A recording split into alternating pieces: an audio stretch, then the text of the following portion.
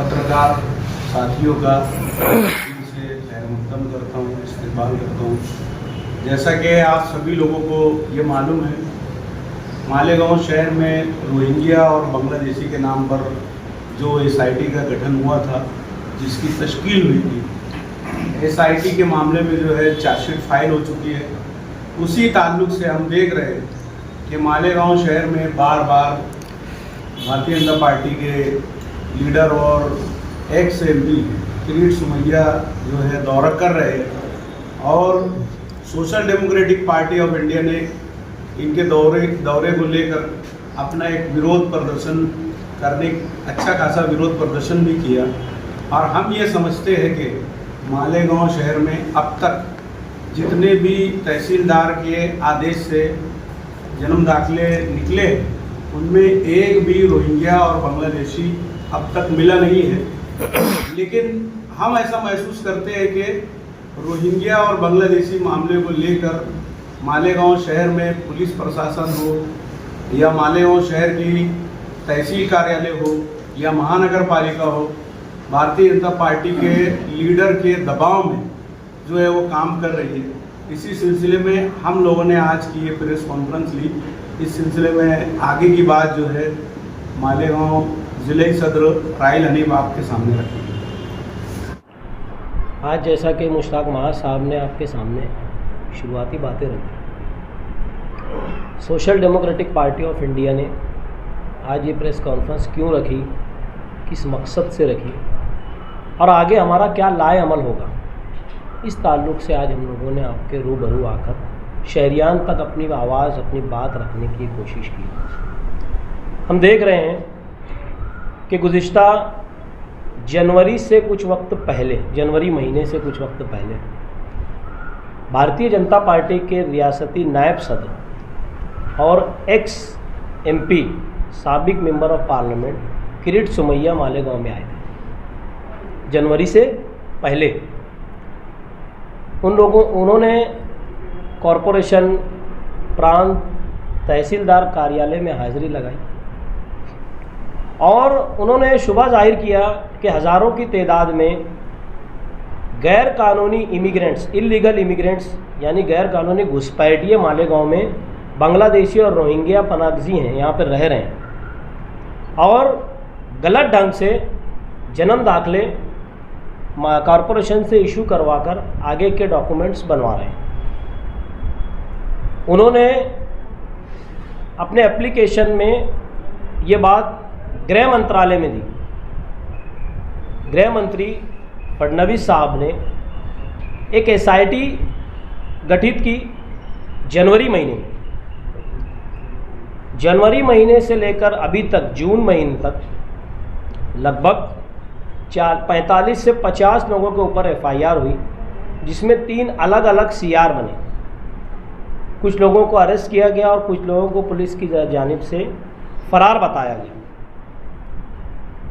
अब इसके अंदर जो हालात बने शहर में, वो सब शहरियान के और आप लोगों के सामने।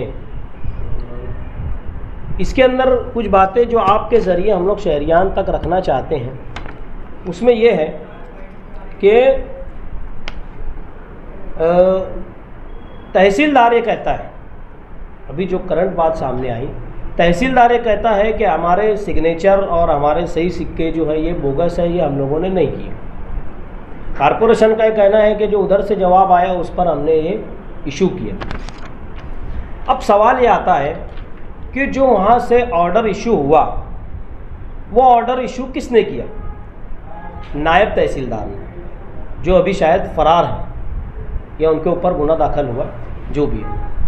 इसके अंदर एक स्पष्ट हमने बात एक निकाली है कि अगर उन्होंने अपने दस्तखत से ये जन्म दाखिले का ऑर्डर जो इशू किया था, तो उनको ये पावर 2 लोगों ने दिया होगा, एक तो तहसीलदार ने या कलेक्टर ने।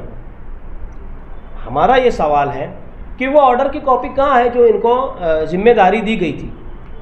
बाद में आ रही है बात कि नहीं, ये बोगस है। अगर ये बोगस है तो इसका फैसला कौन करेगा? सवाल हो गया ना।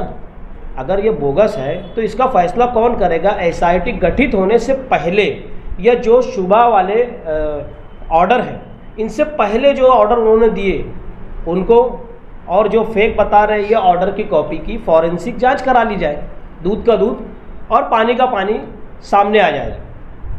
हमारा स्पष्ट आरोप है कि उन्होंने यानी तहसीलदार कार्यालय ने जो आवक जावक रजिस्टर है इसके अंदर खुर्द-बुर्द किया और शहर के मासूम मुसलमानों को टारगेट करने का काम किया। इसके अंदर प्रांत तहसीलदार, कलेक्टर और कॉरपोरेशन के भी कुछ अधिकारी मुलविस हो सकते हैं, ऐसा हमारा आरोप है। इसके अंदर एक सोचने, देखने और समझने वाली बात यह है कि किरीट सोमैया ने गुज़िश्ता दिनों यानी परसों के दिन मालेगांव में हाज़िरी लगाई कॉरपोरेशन के अंदर, और 1044 उनका इल्ज़ाम पहले ये था कि 4000 के करीब गैर कानूनी या गलत ढंग से दाखिले बनाए गए। इस उधारों की इंक्वायरी, लगभग 3000 लोगों की इंक्वायरी हो गई, उसमें से एक भी रोहिंग्या, एक भी बांग्लादेशी या एक भी किसी दूसरे मुल्क का आदमी नहीं मिला।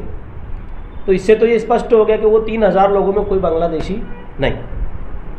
1044 का जो मामला अभी परसों के दिन सामने आया, उन्होंने कॉरपोरेशन कमिश्नर से बातचीत करने के बाद किला पुलिस स्टेशन में जाकर कंप्लेन दर्ज करवाई। वो कंप्लेन क्या थी कि कमिश्नर के ऊपर देशद्रोह का मुकदमा लगाया जाए। अब सवाल ये आता है कि कमिश्नर साहब ने पलट के उसके ऊपर क्या कहा या आगे क्या करने वाले हैं। जाहिर सी बात है, कमिश्नर साहब धुलिये से यहाँ आए।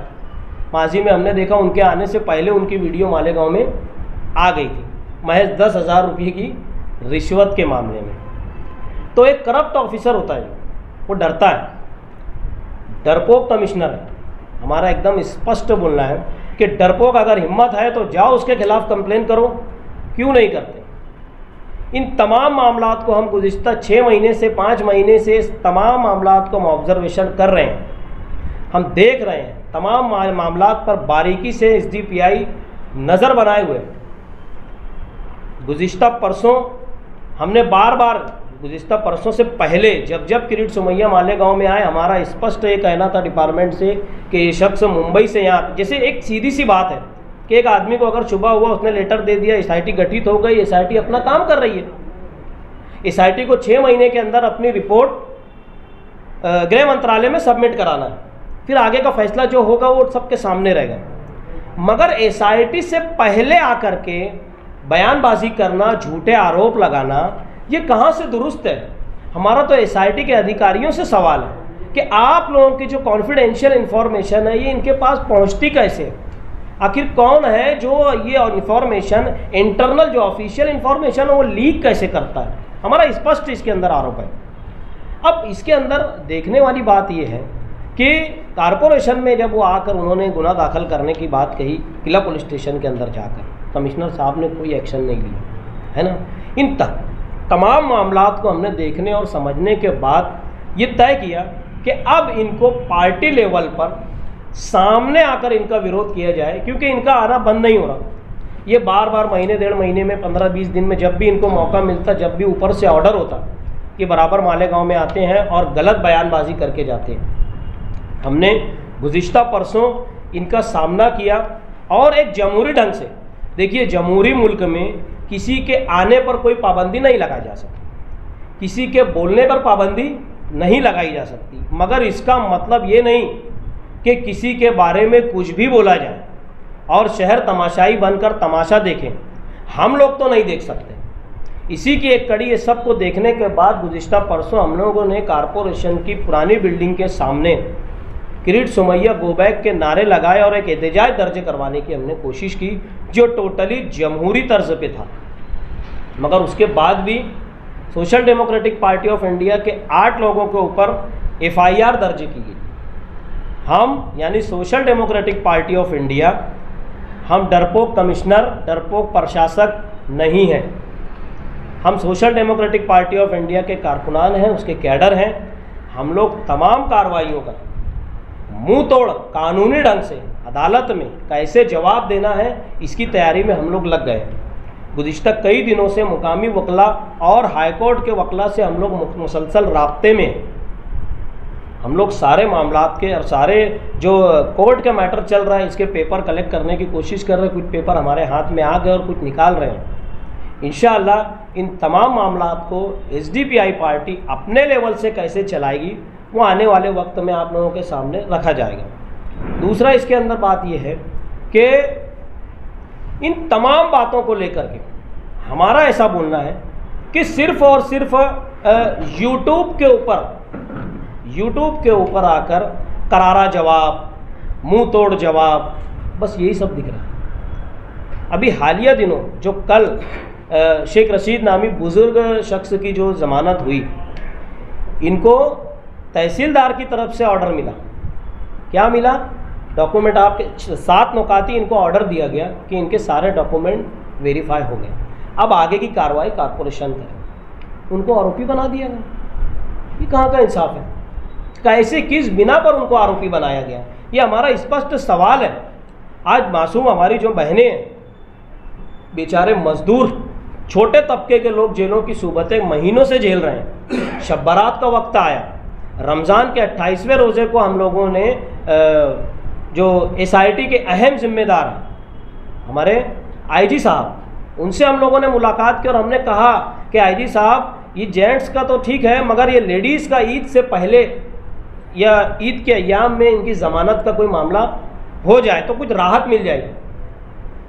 आईजी साहब ने कहा कि ठीक है, हम लोग उसका रास्ता निकाल रहे हैं, हम लोग कोशिश कर रहे हैं कि जल्दी से इनकी ज़मानत हो जाए। शब बारात भी जेल में, रमज़ान भी जेल में, ईद भी जेल में, अभी बकरीद का त्यौहार आ गया। कब होगी इनकी ज़मानत? कौन है इसका ज़िम्मेदार? कौन लबकुशाई करेगा और कौन आवाज़ उठाएगा? ये सवाल है हमारा।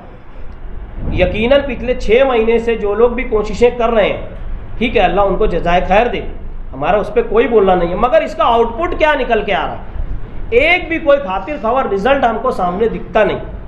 क्या वजह हो सकती है इसकी? सही प्रॉपर वे में हमें ऐसा लगता है कि काम नहीं हो रहा है। हाईकोर्ट क्यों नहीं चले जाते? क्यों नहीं सीनियर वकील से जो है कंसल्टिंग करते हैं? हमारा इसके अंदर एकदम सीधा बोलना है कि प्रॉपर वे में कार्रवाई होना चाहिए।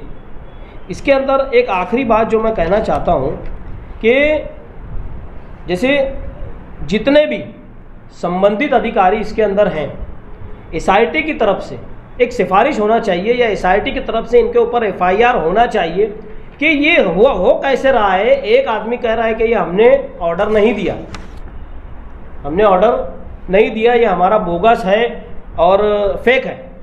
कारपोरेशन बोल रहे हैं हमने ऑर्डर के ऊपर ही काम किया।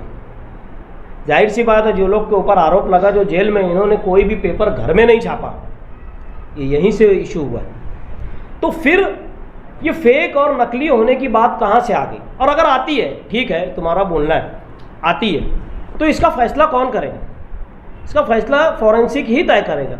अभी अगर ठीक है ये एसआईटी की कार्रवाई मुकम्मल भी होती है, इसके बाद के अय्याम में लोग नए दाखिले बनवाएंगे, तब फिर ये किरीट सुमैया या जैसे लोग आकर मालेगांव बोलेंगे यह नकली है और ये ऐसा है वैसा है, क्या यही काम रह गया है? क्या काम?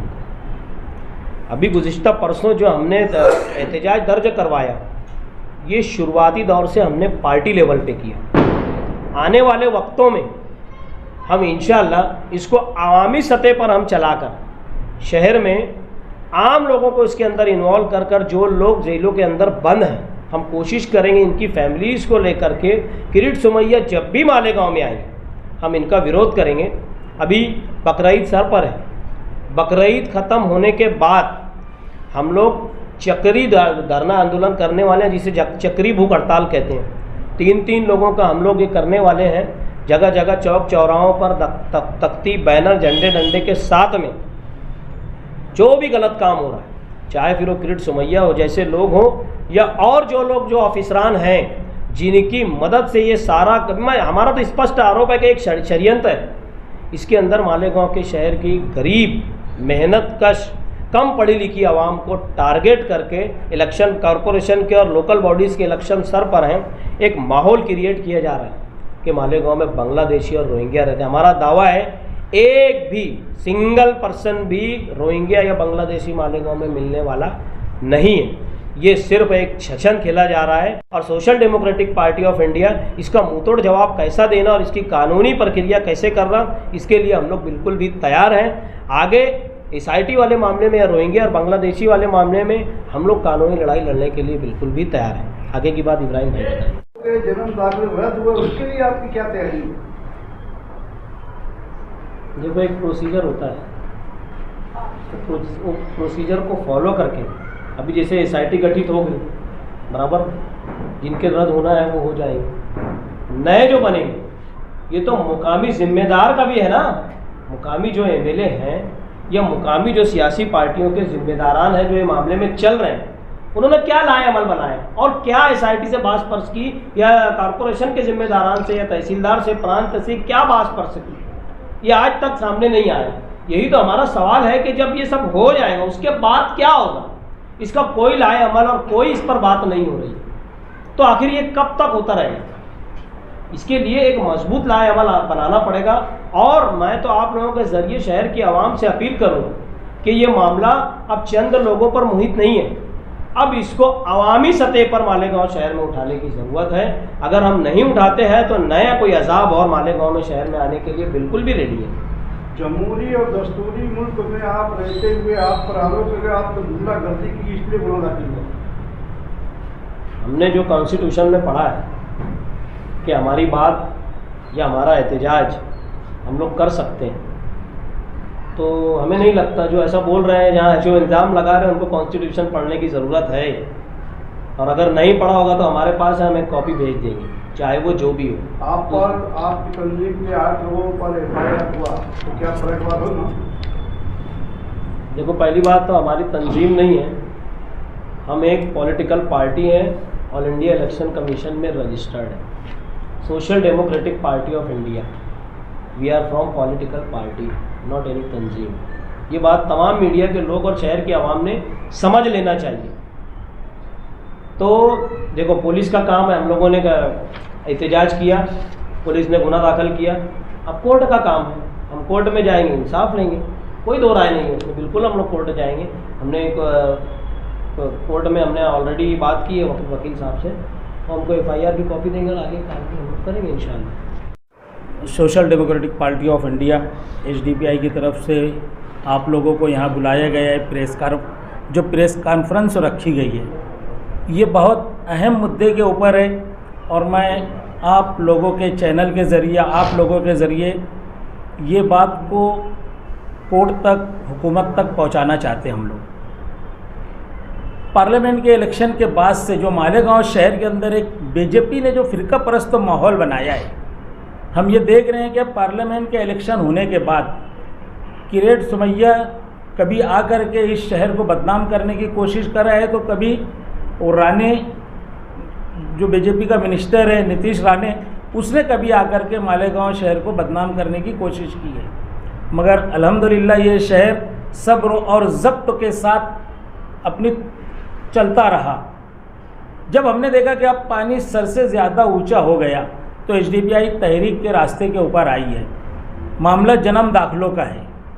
आज जब हम जन्म दाखिला बनाने के लिए जाते हैं तो जो लोग आज जेल की सलाखों के पीछे हैं, जिनकी उम्र 60, 50 साल, 60 साल, 70 साल की है, मैं आप लोगों के ज़रिए ये बात वाज़े करना चाहता हूँ कि जब हम कारपोरेशन में जाते हैं दाखिला लेने के लिए, तो कारपोरेशन हमें ये कह कर के टाल देती है, जो हमारे ऊपर एक इल्ज़ाम है कि कारपोरेशन के अंदर इन दाखिलों का रिकॉर्ड नहीं है। कारपोरेशन हमें साफ लफ्ज़ों में कहती है, एक तो रजिस्टर फट गया या सड़ गया या सैलाब के अंदर बह गया तुम्हारा रिकॉर्ड। तो कारपोरेशन की ये जिम्मेदारी है वहाँ पर बैठने वाले अधिकारों की, या जब वहाँ पर अवामी बॉडी जाती है उनकी, कि जो जवाब हमको दिया जा रहा है, कारपोरेशन एक जवाब के नाम पे हमको एक कागज़ देती है, उसके अंदर कारपोरेशन को ये लिख कर के देना चाहिए कि जो रिकॉर्ड हमारे पास नहीं है, वो रिकॉर्ड एक तो इनके रजिस्टर सड़ गए हैं, गल गए या ये सैलाब के अंदर बह गया है। आज कोर्ट के अंदर यही मसला चल रहा है कि इनके पास, कारपोरेशन के पास रिकॉर्ड नहीं है, तो रिकॉर्ड क्यों नहीं है ये वहाँ पर हमको बताने की ज़रूरत है। कारपोरेशन ये कहती है कि बह गया, रजिस्टर सड़ गया, और जो केस लड़ रहे हैं वकील, ये BJP का एक पूरा प्लान है। किरेट सुमैया मालेगांव शहर में सिर्फ कारपोरेशन अगर BJP की सत्ता लाने की कोशिश कर रहा है आने वाले इलेक्शन के लिए, उसकी खुली मिसाल है कि किरीट सोमैया एक तोड़ीबाज किस्म का आदमी है, जिसने महाराष्ट्र की बीजेपी के अंदर हुकूमत में बैठ के बड़ी बड़ी तोड़ी की है। उसकी तोड़ी के दो तरीके, एक तो सामने वाले को हरेसमेंट करके वो पार्टी में ले जाता है, या तो उनसे पैसों का लेन देन करता है। तो मालेगांव शहर के अंदर भी वो यही चाह रहे हैं कि मैं यहाँ पर वोटों का सौदा करूँ। जैसे आप देख रहे होंगे कि जितने भी आज बीजेपी के साथ जो लोग जुड़े हुए हैं, वो कभी सेकुलर के नाम पे माने जाते थे। रात में बयान आता है कि वज़ीर आज़म रात में बयान देता है कि ये फला मंत्री के ऊपर 70 करोड़ का आरोप है, दूसरे दिन वो बीजेपी के पाले में चले जाता है। जितने भी राष्ट्रवादी के अजित पवार गुट के लोग हैं या शिवसेना के से जो लोग टूट करके गए हैं, आप इनके नाम गिन लो, आप इनकी लिस्ट तो देख लो, ये सब कहीं ना कहीं भ्रष्ट है, कहीं ना कहीं ये ईडी की और उसकी जाल में फंसने वाले थे, तो हुकूमत के साथ चले गए।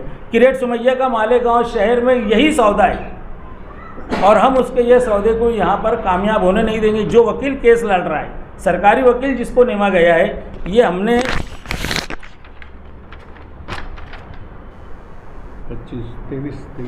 23/1/2025 को उस वकील के खिलाफ हमने ये पत्र दिया था, जो खड़े रह करके फिरका परस्त की बोली बोलता है कि किले के गद्दारों को गोली मारो सालों को। अगर ये वकील, सरकारी वकील, अगर यहाँ पर जो लोगों को फंसा रहा है, वो ऐसा अगर फिरका परस्त वो सरकारी वकील अगर कोर्ट केस के अंदर कोर्ट लड़ रहा है, तो वो सिर्फ फंसाने का काम कर रहा है।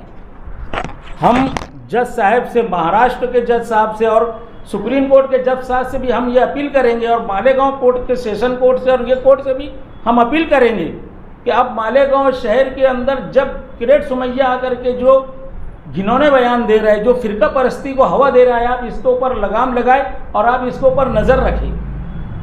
और जो वकील ये केस लड़ रहा है, ये वकील के ऊपर भी आप यानी शहर को और मालेगांव शहर के वकीलों को भी समझना चाहिए कि एक फिरका परस्त वकील जहाँ पर वो पैरवी कर रहा है, वो हमारे लोगों को सिर्फ फंसाने का काम करेगा।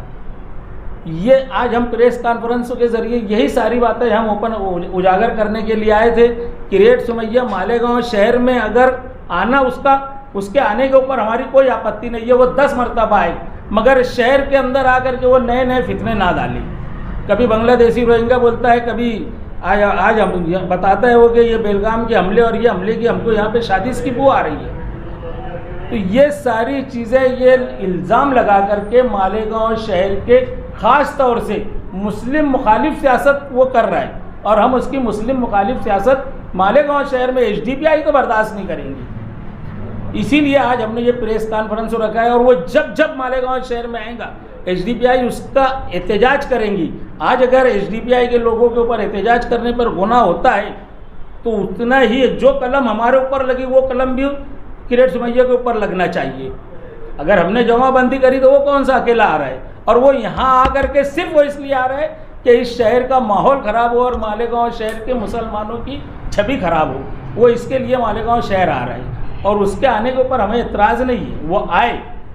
जैसे और मंत्री आते हैं, शहर की तामीर और तरक्की की बात करते हैं, वो आकर के अगर ये बात करता है तो हम उसका वेलकम करेंगे। और वो आकर के अगर वो मुसलमानों को टारगेट करता है और शहर की हवा फिजा को ख़राब करने की कोशिश करेगा, तो हम उसका वही अंदाज में उसको जवाब देंगे।